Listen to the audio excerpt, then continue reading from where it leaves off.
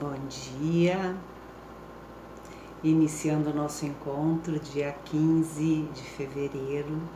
Esse é um dia muito auspicioso. Eu sou a monja Kokai, a monja do Zen Vale dos Sinos, dessa comunidade aqui que fica na cidade de São Leopoldo, pertinho de Porto Alegre, e temos todas as terças de manhã esse breve encontro para fazermos algumas reflexões a respeito do budismo, a respeito da vida, né?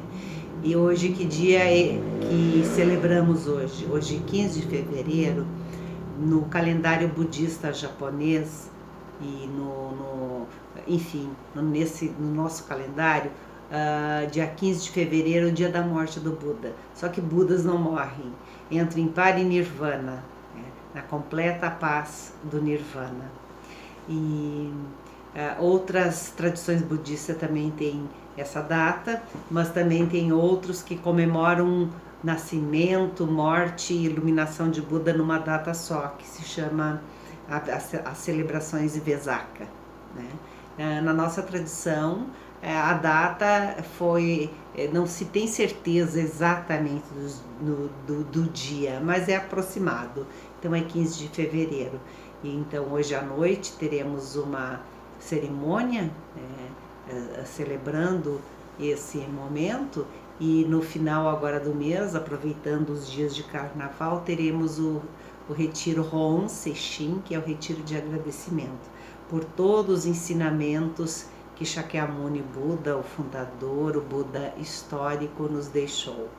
E ele, desde muito cedo, né, sentiu necessidade de aprofundar as reflexões e questões existenciais acerca da vida, do viver.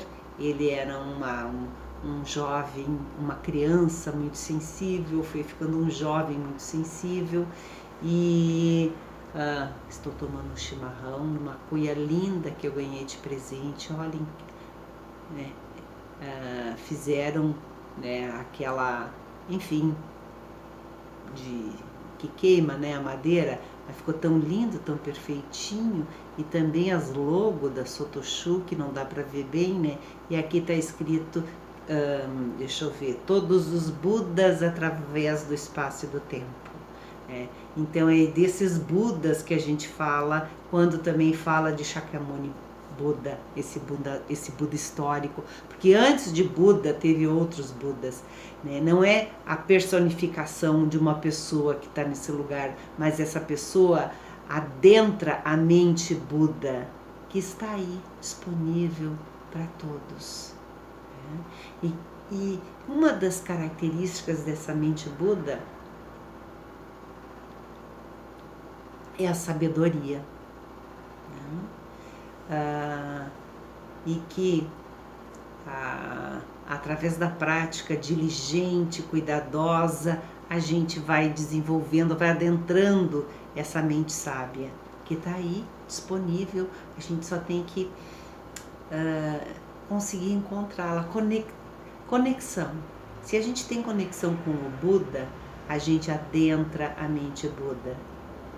E adentrar a mente Buda significa a abertura de mente, abertura de coração, e a conexão e o alinhamento entre coração e mente, para poder ver a realidade do jeito que ela é, e não muitas vezes como a gente gostaria que fosse. Shakyamuni Buda dizia que a sabedoria é um grande navio que nos ajuda a atravessar o oceano da doença, da velhice e da morte. Sim, porque a gente precisa se preparar. Shakyamuni Buda se iluminou com 35 anos, às vezes na bibliografia tem um pouco antes, mas enfim, depois disso, ele dedicou o resto da vida dele para ensinar aquilo que ele aprendeu, aquilo que ele acessou. Durante 40 anos, ele ensinou o caminho do despertar, o caminho da libertação do sofrimento a todos que queriam aprender. E ele fez o último sermão dele na hora que ele estava morrendo.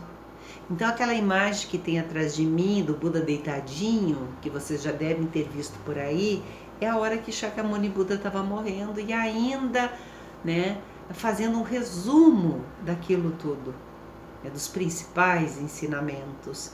O primeiro deles, que foi a respeito das 4 nobres verdades, sobre a sentença que ele nos dá, que existe, ok, existe o sofrimento, né?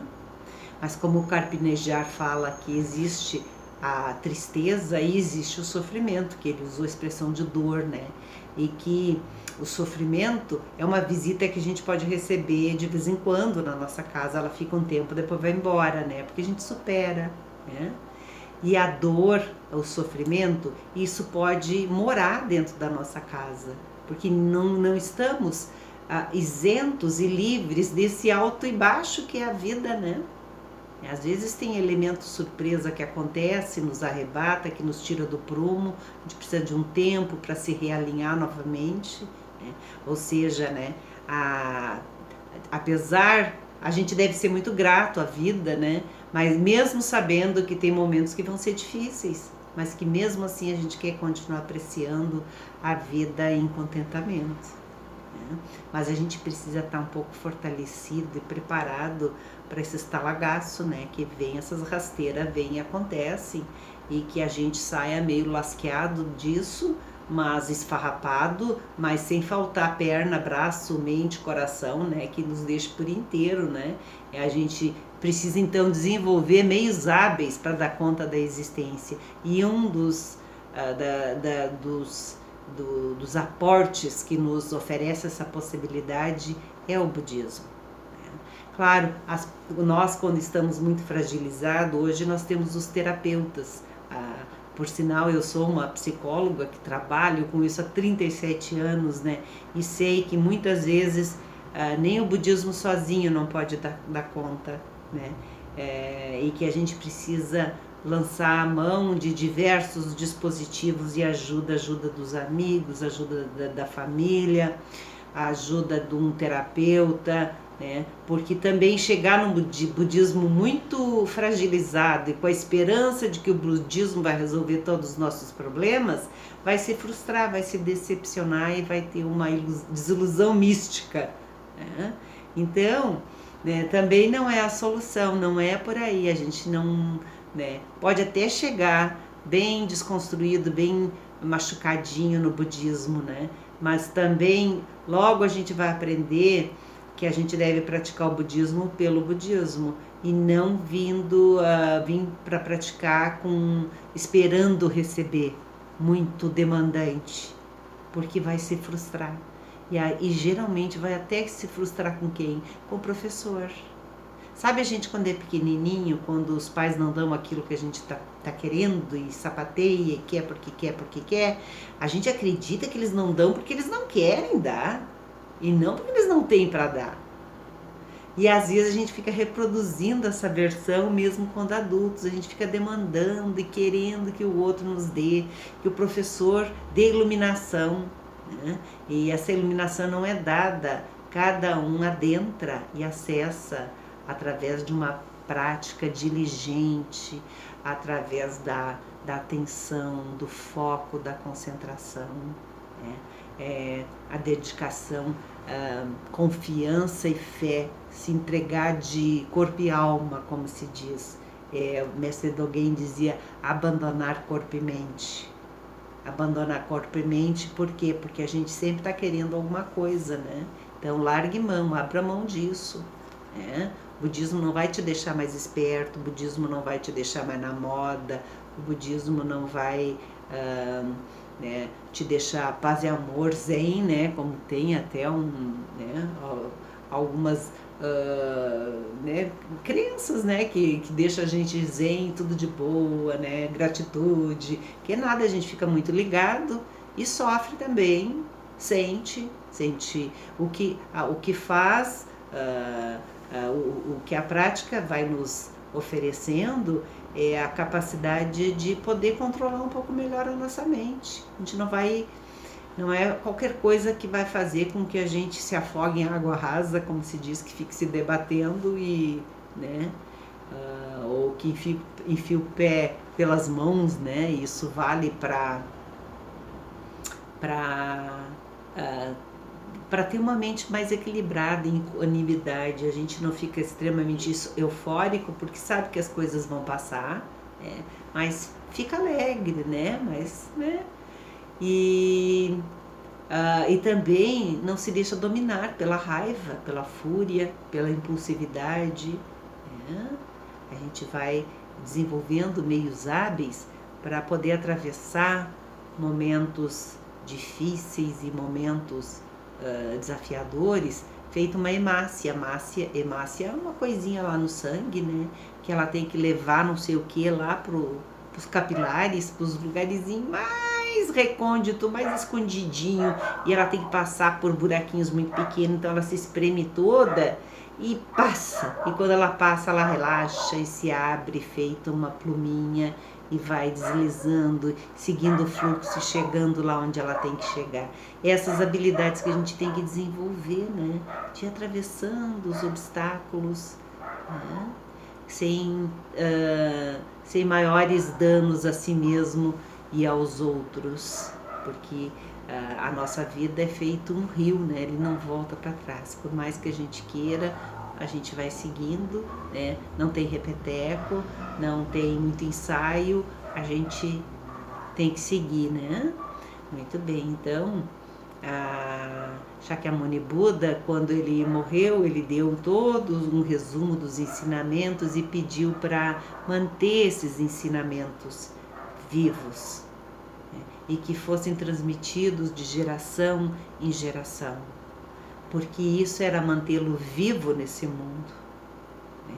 E é dessa maneira que a gente mantém vivo os nossos afetos, aqueles queridos que já se foram, né? Eu estava contando antes a historinha de que eu gostava muito da minha vovó, que morreu muito velhinha, e a fama era que as cucas dela eram maravilhosas. Eu fiz, tentei, até que eu acertei e comecei a fazer as cucas que nem a minha vovó fazia. Claro que eu não fiquei sabendo isso por ela, né? Mas os que tiveram, as tias, a minha mãe, né? Que na época ainda era viva, né? Dizia que estava igual a cuca da vovó. Então, como a gente manteve ela viva, né? E assim é, né? A gente vai reproduzindo aquilo que os nossos queridos gostavam, vai falando as mesmas coisas. Eu olho para o meu pé, eu vejo que o meu pé é igual ao pé da minha mãe, vai ver que o pé dela era igual ao pé do pai, sabe-se lá, né? E a gente é uma reprodução, né? E a gente, na verdade, está pisando em cima dos nossos ancestrais, que todo mundo vira poeirinha, né?